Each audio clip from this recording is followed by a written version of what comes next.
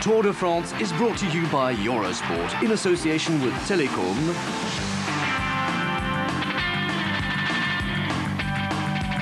Isostar, the fast isotonic thirst quencher, and Saucony, makers of American athletic shoes.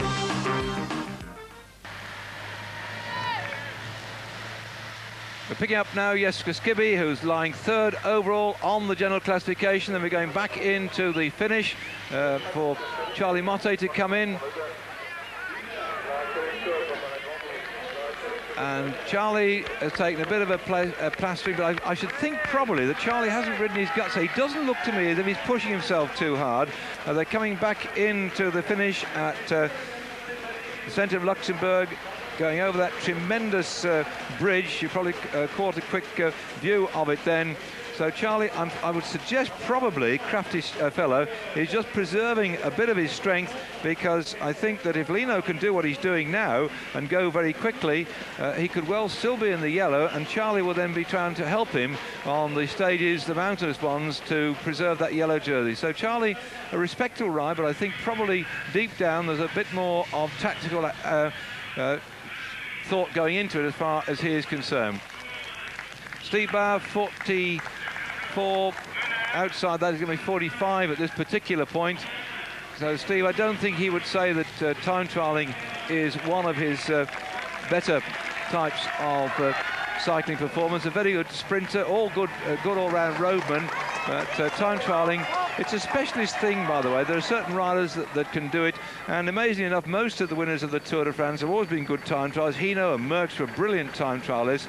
They just had to learn to time trial and to go very quickly indeed, because you've got to be able to keep yourself close to your main contestants. And the main thing about Indurain was extremely good time trial. He's over 6 foot tall. Jessica Skibby is another tall bloke. Indurain can climb up hills as well, and some of these big fellas find it difficult to go up the mountains, although the bigger chaps often are better time trials. So I think we're going to get quite a useful ride out of Jessica Skibby as well.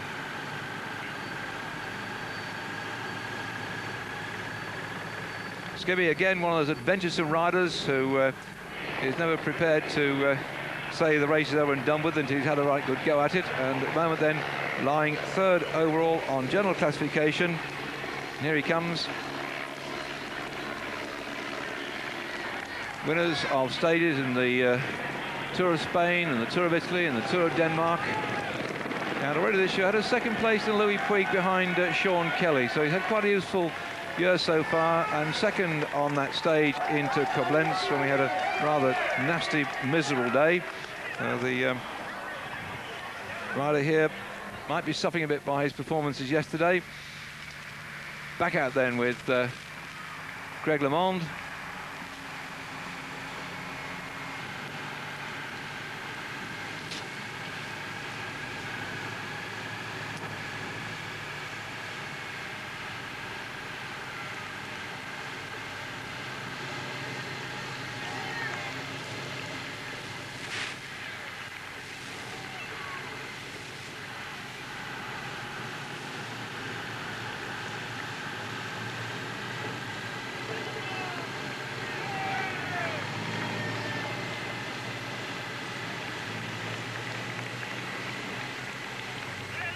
Yeah, still confirmation coming in that De La Cuevas, his time now something well in excess of 2 minutes slower on the intermittent time checks coming through right now. So undoubtedly Indurain is well on his way at this rate of knots to take the stage success. But the point is, if he's just pulling back a couple of minutes there, how much are you going to pull back on some of the riders ahead of him? The battle really raging. We're looking at Jens Heppner, who started out this morning. And there we are at 47 kilometres.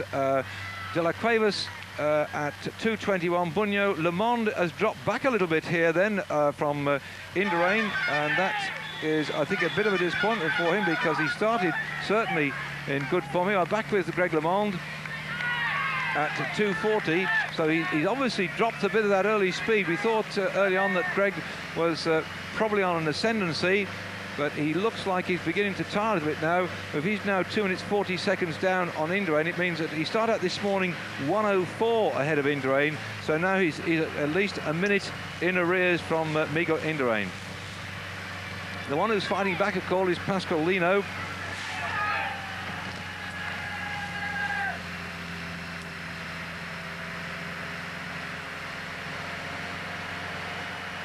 And catch the train quick. I should think he could do with a bit of suction along here. So Greg LeMond beginning to drop back a little bit according to that time check we had up there. Hepner 44.57. Well, he's not going to be a threat at that level. It looks like he's riding comfortably and well within himself at the moment. You can see there that Steve Bauer was 24th at this particular point, so Hepner not pushing too hard, so perhaps in fact that he oh, and here comes Pascal Lino. He's nearly caught him for 2 minutes. They started 2 minutes apart, and Pascal Lino has Hepner in his sights. Well, that is really a turn-up for the books. Look at Lino's time. Le Mans went through 43.33, second behind Indurain. And here we go then, as Pascal Lino really battling back to keep that yellow jersey. The whole of France will erupt if he keeps this going right the way to the end. Can this young rider respond all the way through? 43.36 there. And what a brilliant performance by this young rider. And he looks so calm, so collected. He's been a bit sort of jocular about his yellow jersey when he's been interviewed on television, and the journalist's been talking to like, well, he's got it and he'll do the best he can to keep it. But what a performance by Pascal Lino. Just 26 years of age, just coming into the right age for a rider who really at this course, this part of his career, to have that yellow jersey, to fight back like he's doing now, he really will, I think, have the whole of France. I'd say the front of L'Equipe this morning had them all lined up, and here the yellow jersey was there on the front cover with Varenko, also rides for his team as well, wearing the King of the Mountains. So Alabo having two useful riders in, one leading in yellow jersey, one the King of the Mountains. They also had Jalabert in the green, who's winning on the points. Picture then of Dominic Arnaud, winner of a stage, and also Gilles de Lyon, a winner of a stage. 5 Frenchmen who really are the toast of France at the moment. Of course, this is the 13th of July, tomorrow the 14th of July, and the whole of France will erupt, as I say, if he keeps this yellow jersey with his gutsy performance, and celebrating fine style tomorrow for Bastille Day, the 14th of July. Spare a thought, though, on this, the 13th of July, because this, unfortunately, is the day 25 years ago when Tom Simpson passed away on the Ventoux. So a sad day to British followers of the sport, but a great day, I think, as far as France is concerned. And these rather unusual spectacles and sunshade being used by Breaking, he's looking at them, and I think what he's doing, it's being able to cast in forward vision. So Breaking, who has a hell of a reputation as being a time trial, is not going to enhance that reputation this time, because it looks like he's going to be outside the top 10 at the moment, which he is, and there's some faster riders further back. So that'll be a disappointment to this young rider, whose father, Wim Breukink, used to be the managing director at Cosella, the bike factory that his family owned, and of course the Davis Cup player in tennis. And so the Breukink family, I think, will be a bit disappointed with that one, and so will Eric. But still, there's a lot more yet to come in this race, and I don't think we've seen the last of Eric Breukink's talents by any means. What a cracking ride here by this young fella. Pascal Lino surprised everybody when he took over that yellow jersey. There's been some entrepreneurial activity going on, and he took the yellow jersey after the stage from Pau to Bordeaux. There he is, lying at third, 145 down on Indurain. Roche then back in fourth, Chiappucci in fifth, and Gerard Roux down below there. So Le Mans not as bad as I thought, because we had a time check come up that showed him worse than that. So I apologise to Greg LeMond, but certainly looks as if Lino might be trying to press Greg for that second spot.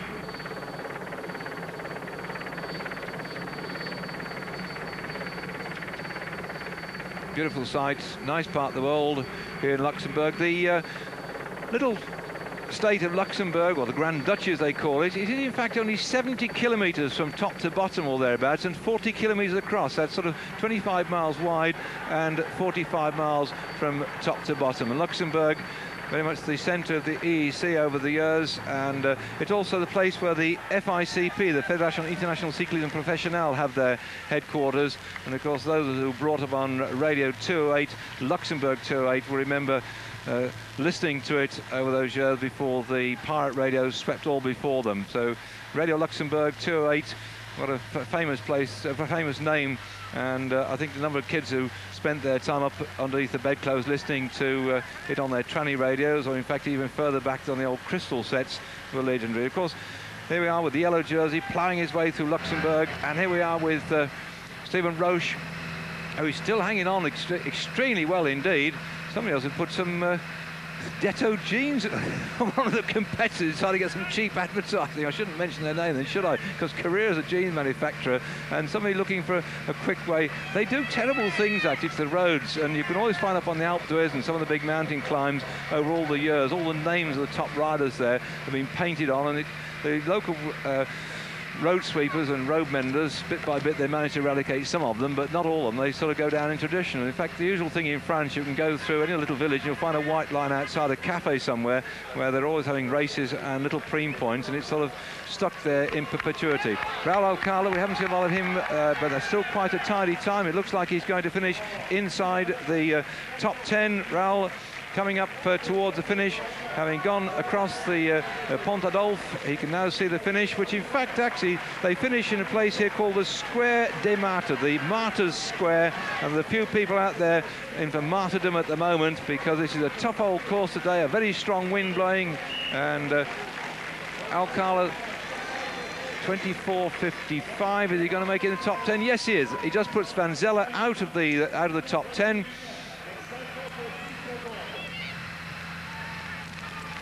And this man is certainly still in the top 10 at the moment. Stephen Roche batting in here to stay in the top 4 places.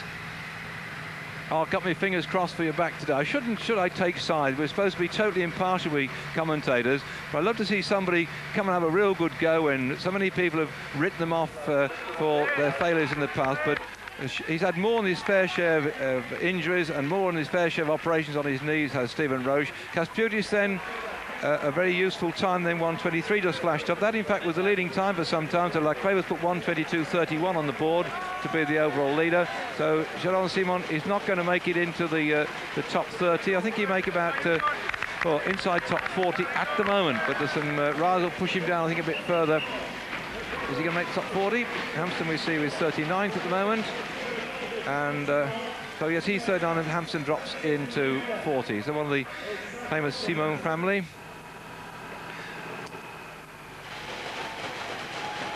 Delgado coming on in. Well, Delgado looking down the list here.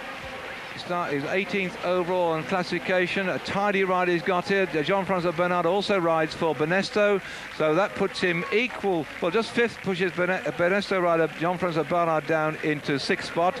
So Benesto beginning to pack well. Perhaps they might get the team award today of career. We'll have to wait and see.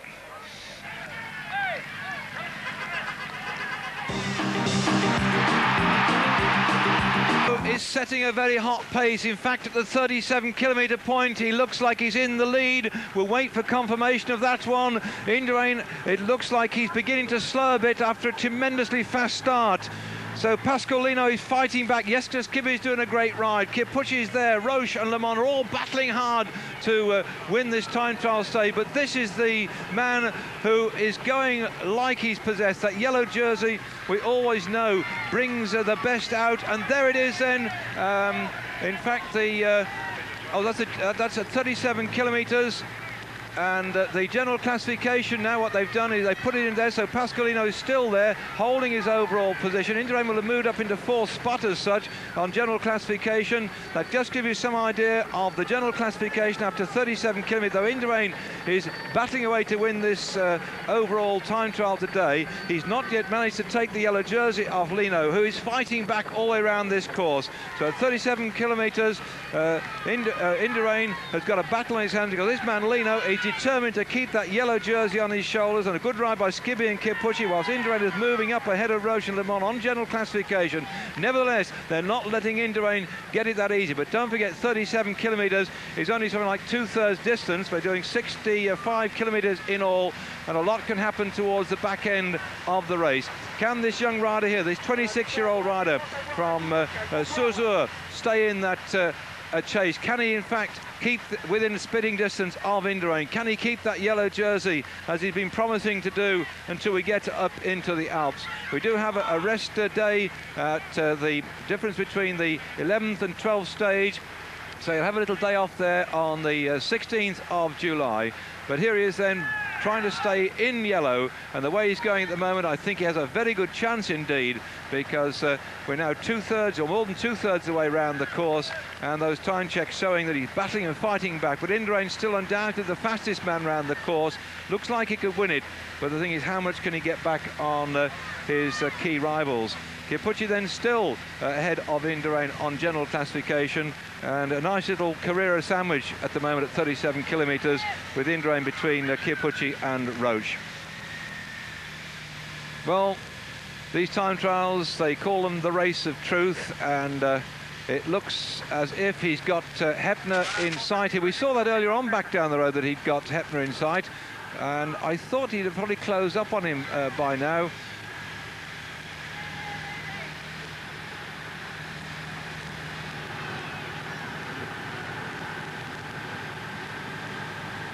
Well, the traditional ability to look down the road. Of course, time trialing when it first started in England, the riders all dressed in black, and they went at 1 minute intervals, and they dressed in black to be inconspicuous so they could have their time trialing. Used to start at 5 and 6 o'clock in the morning on courses that had codes, so nobody knew where they were, so the police couldn't come and stop you from cycle racing furiously on the main roads. But on the continent, they never went to time trial like we did in Great Britain. They kept open road racing going. They didn't have problems with the police, and that's why the sport developed on the other side of the channel to what it is today, whereas in England we went back to time trialing. The only road racing we could do were on closed circuits. So in fact, over the years, our development has not been as strong as it has been on the continent, where they kept road racing going and just put time trials in from occasionally into races like this one. All the major tours have a time trial stage in them, just to have a differential between the riders, because one way of splitting them up, there's no bunch, there's no wheels to follow, there's nobody to help you. And here Tebaldi then is going to be probably just outside the top 40, and the Gatorade team putting everything behind Gianni Bugno. Bugno did not ride the Tour of Italy deliberately to do well in the Tour of Spain, and certainly Bugno has not had so far a particularly good time trial stage so far.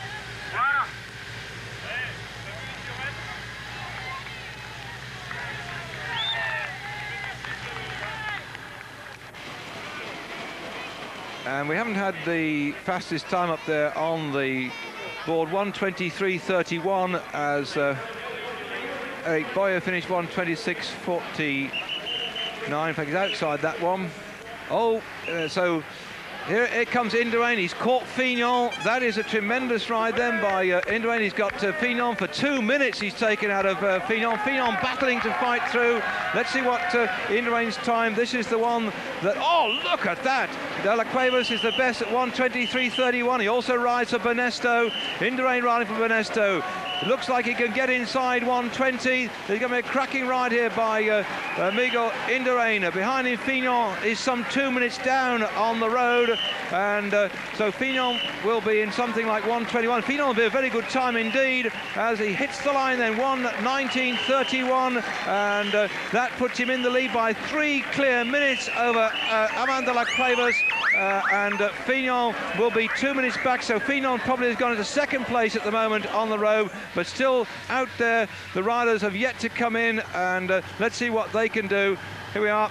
The commissaire saying, no, you can't do that, get off the wheel and drop back a bit. So Hepner, who's now been caught, actually stayed away a lot longer than I thought, because we saw, perhaps it was a telephoto lens, it made Hepner seem that he was much closer, or the yellow jersey much closer to him further down the road, but Hepner must have responded on that climb, and in fact he's rolling on quite nicely now, Hepner, and I think that at the moment then the yellow jersey may have just eased back a bit in his rush, but he's still in there with a shout to keep that yellow jersey. But Fignon did a fine ride. There are 20 kilometres to go, and that will be just about another, at the speed he's going now, no more than about 21 minutes, I suppose. So I'll make a quick look at my watch. It's 20 past 5 on the UK time. And looking back then at the way that Indurain is punching in towards that finish, 19:31 that I got here, so with 2 minutes on top of that, that will give Fignon 1:21.31. That's another second faster than De La Cuevas. De La Cuevas now has had a minute punched out of him by Fignon, 2 minutes punched out of him by Indurain. So the big men at the back have really raced their hearts out today. Coming down the finishing straight, Fignon, what a character he is. And what a great ride by Miguel Indurain. 1:19.31 on the line, and that's it, fastest so far. De La Cuevas 3 minutes back, and they haven't actually put Fignon's time, but I'm certain at 2 minutes that will be 1:21. So a quick look at my little list down here. Yep, that's the way I've got it. Oh, Hepner hanging on for grim death as the yellow jersey still in sight. They got this little climb.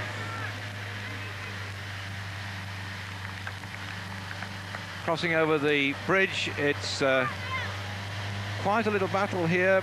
Of course, they're not allowed to take pace. The commissaires will make sure they don't take pace on the way in. Well, that was some time, wasn't it then? So then, Perini, let's see what he's going to do. That'll be jolly useful for the Carrera team, because with Capucci and Roche putting in a fair old turn of speed, he doesn't need a crash hat, does he, to let the flow of air go over the top. That's one way of smoothing the flow. And Sean Yates in ninth, so Perini in fact looks like he might push Sean out of the top 10, as it is on that leaderboard at the moment, because don't forget they have to shot a lot more times later on. Perini coming in, having been caught by Indurain out on the road, having also been caught by Fignon out on the road, and Bowman's finishing as well. So Bowman's just across the line. Young Eddie. So Bowman's having finished, Fignon having finished as well. Well, Hepner is hanging on here a bit, just keeping his man in sight. Hepner lying second overall in general classification. So he's now been caught for 2 minutes, so he's not just 2:51 down on Pascal Lino, he's now 4:51 down on Lino. And this morning, Indurain at 5:33, so in fact, I think he could find Indurain coming up above him. Hepner having lost those vital couple of minutes, I think he would like to have stayed away from Lino, but he hasn't quite done it. Fourth in the World Amateur Championship in 1990, and those of you in Great Britain watching the Kellogg's Pro Tour last year, he took fifth overall in that one, and a stage winner in the Tour of Switzerland, young Jens Hepner. And there then the 47.5, Indurain, De La Cuevas, Lino 2:29 down, so that's still a good ride. Bugno 2:38, Le Monde drifted back a couple of seconds there, so Bugno is coming back towards the end of this time trial. He's just judged it about right.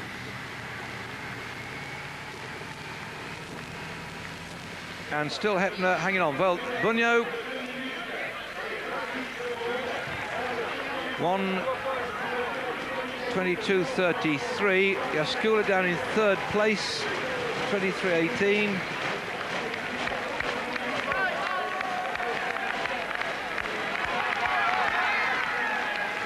And there you can see the finish. What's it going to be? Well, that cracking 19:31 from Indurain just shows you how much Bugno is going to lose here. At I think he's just about going to go outside 23, 1:23. And what's it go? 1:23.10, I would think. In fact, it's 1:23.12. 1:23.12.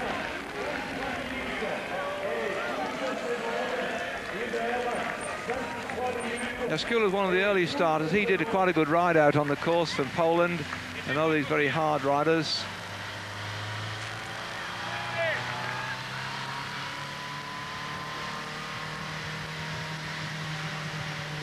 whiz just gives you some idea of the speed, doesn't it? Up we go with the motorcycle, going straight past Hepler now. He couldn't drop in between the two because it would certainly have aided the German's ability to keep the speed up. Searching down for yet another gear, that's it. Oh. Pascal Lino.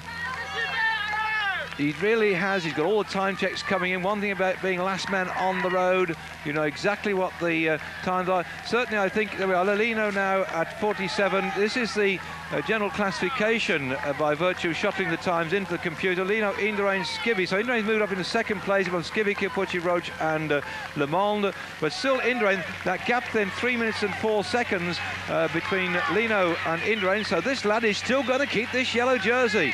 Well, I thought that Hepner was drifting out off the top of the leaderboard because he was a couple of minutes down on the road in front of Lino on the time trial, and he was 2:51, so he's 4:51 back, so he's dropped out of the top half dozen. And Skibby doing quite a useful ride. The third place rider was 2:54 this morning. Greg LeMond then. Bunyo 1:23.12, lying in third spot at the moment. Greg is, I think, going to get this one. Greg is going to still, you think about Bunyo, about the time of Indurain 1:19.31, and so in fact here 23, so he's lost in fact something like about probably about 3.5 minutes on Indurain. That is still a useful ride from Greg. I think he's faded a bit towards the end, but he's shown us all that he is not down and out by any means, just a little bit off the pace towards the end, and Le Monde is going to finish with a 23:35, will it be? And it's, yes, 23:35, which got him down into fifth place at the moment, just a bit faster than Kasputis, the Lithuanian, who was the world amateur pursuit champion as a junior.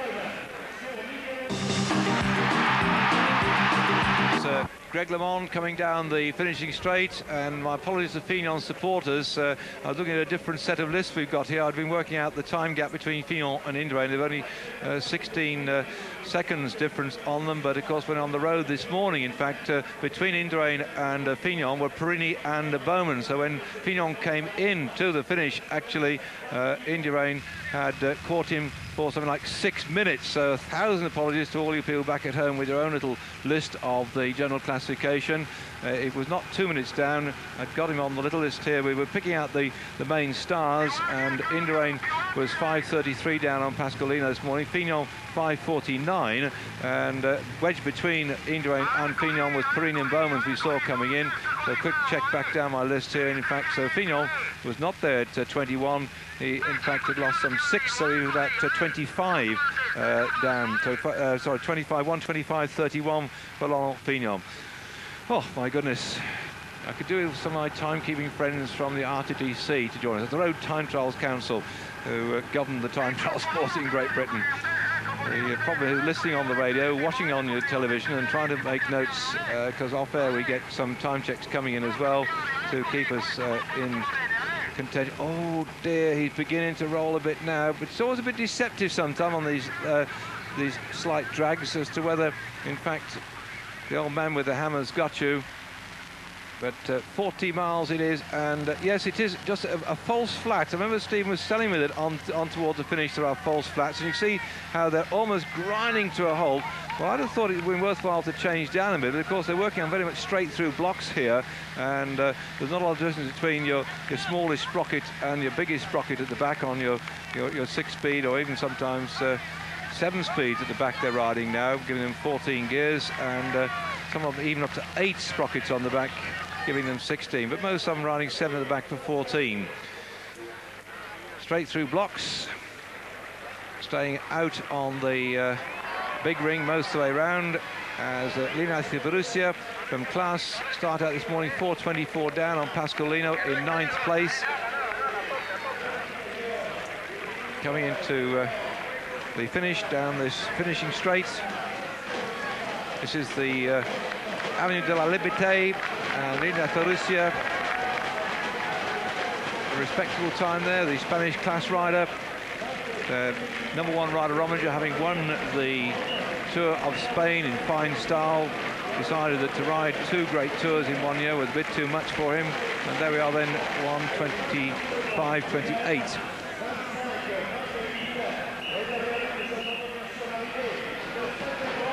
Stephen Roche, 1:23, this is a good one. He suddenly caught our camera napping there, 1:23.41. So Roche, I think, will be quite pleased with that time. And just outside De La Cuevas, he looks quite respectable. He hasn't sort of fallen off his bike in a big heap at the end of it. Let's see if he feels his back as he gets off. But no. Right then, I was going to thought we were going to get a complicated schedule, as the motorways have been shut off, you see, for this race today. They're running on the motorway. Imagine stopping the M1 for a time trial in Great Britain. I don't think that the Minister of Transport would be too pleased with that one, would they? But we managed to get ourselves a bit of an also route here. And look at the traffic parked on the top. I've seen that also before in the Tour de France, when a motorway going over the top of the race, everybody stops the cars and gets and peers over the top of the bridge just to watch the race go underneath. Imagine that happening on the M1 or any of the other motorways in England. You'd find yourself straight in the old jug, wouldn't you? So then the first time we've got looking at Varenk, who was lying 8th overall, 4 minutes 15 seconds down this morning. The rider in the polka dot jersey. There has been a check taken at the top of the climb of the Côte de Senningberg, and the first 3 over the top of there will get 5, 3 and 1 points toward the King of the Mountains. But that's not going to be enough to dislodge the jersey from his shoulders here at all. So RMO still going to keep their jerseys on into yet another day. And the little cartoon that was on the front page of Les Keeps a couple of days ago, when the yellow jersey got passed on from Varenk to Lino, where RMO, of course, being a temporary agency, if you want staff to... Oh, that's an interesting shot, isn't it? He's looking through the little baton that's used by the sort of tennis, table tennis type bat thing. Oh, that was a clever shot, that was. Can we go forward now, please, having done a rather remarkable bit of work there with the camera. Hepner's still got Lino in sight, as I was saying, the RMO, who are a temporary work agency, and you know you don't get permanent work, they soon put something else back in your place again. Well, they actually had the boss of RMO, this little cartoon, at this table, handing the jersey down from one rider to the next, because Varenk had the yellow jersey on the San Sebastian Depot stage, and then he passed it on to on the Pau Bordeaux stage to Lino, took the yellow jersey. Lino's kept it ever since. So in fact now Lino in yellow, that's 1, 2, 3, 4, 5, 6. This is the 7th day he's held that yellow jersey. The French rider Vincent Barteau claims to have had the yellow jersey for 14 days. In fact, it was 13 days on the road and 1 day when they had a rest day. And he determined, as Vincent Barteau, to count in the rest day. I'm not quite sure whether that's right. Vincent Barteau is one of the drivers driving some of the L'Equipe journalists on the race. He does that every year now. He's got a very profitable business in his own right. He pops up and drives a car. But Barteau had the yellow jersey for 13 days officially, 14 days unofficially. And Lino here will carry it on for yet another day. And if he keeps that one through until we get on the Stade d'Ols Saint-Gervais Mont Blanc, let's see what that'll do to him. 1, 2, 3, 4, 5, 6, 7, 8, 9, 10. It will be, in fact, 10 days in the yellow. Now then, at the 4th point, Indurain, De La Cuevas. That's a good ride by De La Cuevas, undoubtedly. Pascal Lino, 3 minutes 16 down. Oh, he's beginning to slow a bit now. Oh, dear. Oh dear, dear, dear. 3 minutes 16 seconds. This morning it was the gap was 5:33, but I think that he should be able to hang on to that yellow jersey. But of course, what will happen now is that the Banesto team will start attacking the RMO as we go on to the road stages proper, and we're going to see an absolute humdinger race. And RMO must be a little bit tired. I wonder if craftily, when I saw the way in which Charlie Motti was riding, he was just taking it a little bit easy so that he could aid the team in keeping the jerseys on the tough stages that are yet to come before we really go into the Alps and decimation hits all and sundry. Back then with Le Danois, he hasn't been featuring on the leaderboard so far, so we'll concentrate on Claudio Chiappucci. Again, a man who doesn't really like time trialling, but he's learned to fight hard in the time trial sections to minimise the deficit. So Chiappucci at... well, he's not going to make the top 10. In fact, he's just about going to get inside Sean Yates' time. So Yates, that's still a useful ride, keeping him in 12th spot. And so 20... I think Perini, who also rides for the same team, has probably beaten him now. 24.54, 24.57, 17th overall. So Roche, 1 minute and 16 seconds faster than Chiappucci. Oh, he seems to be reasonably happy with that one, but he has lost a minute and a bit on Stephen Roche. I'll just give you some idea of the quality of Stephen Roche's time. Because Roche came through 1:23.41, Chiappucci 1:24.57, so a minute and 16 seconds the difference between those two career riders. Slow motion for Chiappucci, and he did slow then a bit towards the back end of that time trial. Well, the respectable ride then put in by Perini as well for Carrera, but I think Benesto must be in with a shout for the team award today, because Indurain, that cracking time, won 19.31. De La Cuevas had already done 1:22.31, and let's have a look at 56 kilometres. This is reshuttling the lot now. 56 kilometres of the 65 they're going to cover, so just 10 more kilometres from that particular check, which is a review of the overall classification. Skibby's still hanging on in there, and I wouldn't have thought to seen 10 kilometres. That means he's got, I think, every chance of hanging on to that yellow jersey. He shouldn't lose that sort of time in the final 10 kilometres. But the man with the hammer can get even the best of bike riders, and what they call the bonk hits you, and suddenly all the strength drops from your legs. So he's got quite slim legs, this fellow here, and hanging on for grim death. He's beginning to rock a little bit on this steady climb, which is catching one or two of them out. It has been what I might call an undulating type of course. Some bits have been very fast along the flat path. We're back up then with Jesper Skibby. This rider here from Denmark, from a place called Silkeborg. Been a pro since 1986, and a very respectable one too indeed. In fact, that year he turned pro, he went and rode the milk race and finished 5th overall in Great Britain, and since then stage winner in the Tour of Denmark, the Tour of Italy, a couple of stage victories in the Tour of the EEC, which is what we used to call the Tour de l'Avenir, which is now back on the calendar, by the way, and he's won stage in the Tour of Spain as well. So Skibby got to where he is now in general classification by that fine ride into Koblenz. If you didn't hear the information on that one, he finished 2nd on that stage, and Skibby again away with a little group of riders that came in well ahead the rest of the field. As Varonk, that's quite a tight little ride though, but he's really concerned, I think, with the King of the Mountains jersey. Little fellow is too. You see how diminutive he is. Ideal build for a mountain climber. His time of no great concern, I think, in the overall classification. He might drift down a little bit, 1:29, just inside the 1:30. So Ledlenoir coming in 1:26, so he nearly caught him then for 4 minutes. That's the Castorama rider finished, and Skibby closing up too as well. So Jesper Skibby, Hepner is the one I think that's been struggling a bit, but here, see those unusual straight forks he's got down there. Long, tall, slim fellow, Jesper Skibby. Finished 41st in the Tour de France in 1989, and in his first Tour de France he finished 29th. So, oh, he's come back again, Hepner. That was so saying I thought that Hepner was slowing somewhat, but he's now come back at Lino. Now, has Lino, as I said, suddenly blown in a big way? It's 40 miles, this one. It's been a very, very hard ride for him. His team have had to battle because we've been watching our coverage of this race so far. A lot of the big teams, Benesto and the Panasonics and the Buckler teams have not been chasing down all the Gatorade, many of the attacks. They've left it to the RMO team to chase down, or the team of Mazzeo, who wanted to get the green points jersey, Lotto team to chase down the attacks.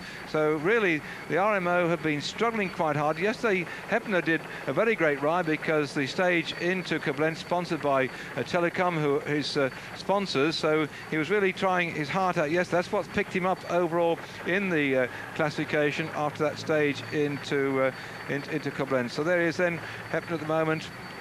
He tried to get across into the leading group and finished in the end in 10th spot, 2:32 down. But it was a good ride as far as he's concerned. Helps him overall on the general classification. Skibby coming in, and let's see what Jeske Skibby is going to do. Fastest so far then, Indurain's 1:19.31, just absolutely outrageous time. Skibby quite respectable here. Zulla's time popped up very quickly. He had a little bit of a burst on the banjo earlier on in the time trial, and he was the fellow who took the yellow jersey in San Sebastian, Zulla. So a lot of these young riders are fighting back in no uncertain terms. Look at Skibby giving this one some stick.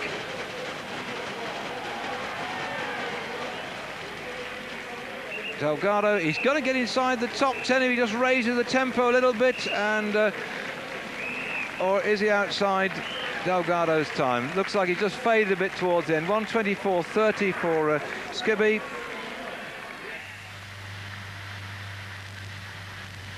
And Lino has responded.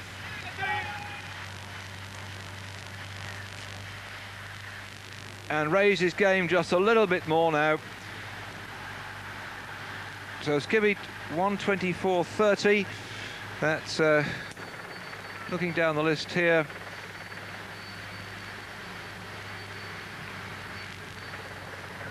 Lost about a minute on people like Le Monde, and he was two. No, Skibby is still going to find himself up there in that top half dozen with a very fine ride indeed. Well, I think that it's 6 of one, half dozen the other here. Both Lino's put his pace up, and Hepner's got his speed back up again as well. So here the Telecom rider on the left-hand side, slightly in the pink, these rather unusual jerseys they've got. And there we are, going over that very, very famous bridge here across the Pont d'Alphonse, and Pont Adolphe, get it right, Pont Adolphe. And if you've ever been to Luxembourg, it just spans this chasm in the centre of the town. Oh, we haven't seen much of Steve Bauer for some time, and he's going to have a hell of a ride here. 1:27, he could find himself drifting down a bit there, but I think Steve, who's given his all for Motorola, didn't expect to be given any license today. And Bauer, who was in fourth spot at 3 minutes and 11 seconds this morning at 1:27. That means he's lost something like about 4 minutes on most of the people that are around about him, and I think he'll be drifting down the general classification. Oh, that just shows you, my goodness, Pascal Lino 1:22.25, and the De La Cueva's time 1:22.31 at the finish. And so Vunio 1:23.12 in second spot at the moment behind, so they drop back to third spot at the moment, and that's what's likely to happen at this rate of knots. The clock there showing Vunio's time 23.12. This is still putting him into second spot. Lino has pulled back all his pursuing talents that he's had as a junior, and he's coming here with a phalanx of motorcyclists after him. They're the last two on the road here. So for a young man who started the champion of France in the pursuit distance on the track, a young man who also in the Team Time Trial Championship of France in 1984 was a champion as well, was called upon all that ability as a pursuiter now to extend the distance to the 65 kilometre fight back to preserve that yellow jersey. It's going to be a cracking ride. Will put him in the top half dozen on the classification for today, but it should be enough to keep him in yellow. We'll have to wait though, because 19 was the time that Indurain did. 1:23.37, 4:06 is the difference. That was extremely close. He has preserved that yellow jersey, but only just because Indurain 5:33 down this morning. He's managed to preserve his yellow jersey with a brilliant performance there for the yellow jersey, Pascal Lino. My goodness, his heart must have been fluttering towards the end. It certainly looked like he began to suffer a little bit towards the end, the run on in to the centre of Luxembourg. Another slow motion action replay of him coming down the finishing straight, still defending that yellow jersey in fine classification, the overall classification. Indurain moving to second spot, 1 minute 27 seconds down. Skibby third, Roche is fourth. A great ride by Stephen. Le Monde in fifth place. Gianni Bugno still 4 minutes 39 down the yellow jersey. And the biggest winner of all, though, today has got to be Indurain, who's gone past all the best contenders for the crowd. But the way that Lino responded was absolutely brilliant. So Indurain going up there to receive the flowers of victory. Last year's winner in the Tour de France. The man who burst upon the scene in 1989 by winning a stage in the Tour de France. Again, he took a stage in 1990 when he finished 10th overall. He's had to defend always the abilities of Delgado to win the Tour of France. And then now he's just shown to be a man in his own right by winning the Tour of Italy. He is now in this time trial stage in Luxembourg, thrown down the gauntlet to defend that yellow jersey he took last year in the Tour de France by winning this time trial stage in Luxembourg in fine form. An incredible 1 hour, 19 minutes and 31 seconds for the 40 miles, and that is some 65 kilometres. So over 30 miles an hour he has covered, and doesn't he look nice and cool and calm and collected? So there it is then, the result of that 65 kilometre, and Lino down there 4 minutes 6 seconds down on Indurain, but you can see how he's kept still in contention with Le Monde and Bugno. De La Cueva's a great ride there, so I'm pretty certain that the Benesto team, aided and abetted by I think Jean-Francois Bernard, was in there for their team. They could well have got the team award today. Still in the green jersey, there were points today for the top 15 riders in the points championship, and at the moment then Jalabert, the Frenchman, still keeping that one, so he must have beaten Moseo, because there was a very, very close competition going on between these two. This morning they had a go on the time trial section. Jalabert 126, so 126 points against Moseo's 122. A slender 4 points had so. Look at that beautiful gorge down there, magnificent part of the world. I remember coming through here on my bicycle many, many years ago, and it's great to be with the Tour de France in Luxembourg, as it has been in the past. We've seen tremendous race here, and we're going to be covering the stage tomorrow, and we hope you will join us when the riders set off from Luxembourg and go into Strasbourg. The stage then on the 14th of July, the Bastille Day, and undoubtedly the whole of France will be cheering Pascal Lino, who defended that yellow jersey in such magnificent style, and all due credit to him, since he got it on his back after that stage into Bordeaux. He's shown enormous courage, and I think that tomorrow they'll be trying very hard to get it off him, but with that strong RMO team round about him, we keep our fingers crossed, and we've got a cracking race this year. So the big tough ride up into the Alps is yet to come. This race still in its early part, as here another interview yet again for Stephen Roche. The trouble, half the time when you finish the race, you can't go straight back to your hotel. You can't have a massage and get a meal, because you've got to go through all the celebrations and the interviews. And look at Pascal Lino. He's got himself up onto the victory rostrum there. He's more or less, I think, dragged himself up there. He rode himself absolutely out and out into the ground, and what a brilliant performance then for the hero here in the yellow jersey, the maillot jaune, the traditional jersey of honour in the Tour de France. And he's smiling, the whole of France is smiling, the sun has come out as well. We've had some pretty grotty days, and he's got yet another lion to add to his massive collection. He'll be able to start a zoo when he gets back at home after that tremendous ride then. So there we are then, the young rider who is no stranger to yellow jerseys. He wore the yellow jersey for a couple of days in the Dauphiné Libert last year, and here he is coming up the finishing straight. Hepner still battering on in there, but all eyes on the yellow jersey of this great young rider, 26 years of age, who comes from Saussure in France, rides for the RMO team, And France very much on a high at the moment in this race. They've had so much success in both stages and the individual awards going through. So that's, as they call it, the Tour of France this year. We're going more and more to foreign countries, but nevertheless the French saying, well, if the race isn't going to stay in France all the time, at least we might as well get ourselves as much success as we can. But here yet again another Frenchman, this one Veron, wearing the polka dot jersey as the best of the king of the mountains. His point score at the moment is quite considerable. Before we came into the race today on the King of the Mountains, he was up there with 80 points from Claudio Chiappucci in 74. Chiappucci then will be closing down, I feel sure, tomorrow, so they've got a double job to do, RMO, as Indurain being interviewed by the Spanish television to get his feelings on the prospects, perhaps, of wearing that yellow jersey into Champs-Élysées when this race finishes in just under a couple of weeks' time. Long way to go yet, though. 21 stages in all, nearly 4,000 kilometres